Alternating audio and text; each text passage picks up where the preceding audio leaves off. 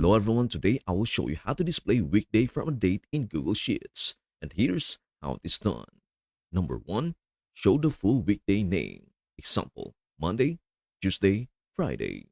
If your date is in cell A1, type this formula in another cell. Number 2. Show a short weekday name. Example, Mon, Tu, Fry. Use this formula.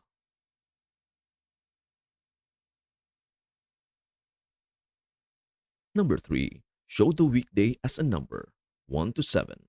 Google Sheets has the weekday function, which returns numbers.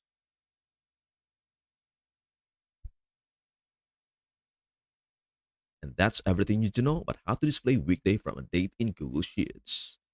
Before we end, may I humbly ask you a favor? Please do like, share, and subscribe to our channel. This means the world to us.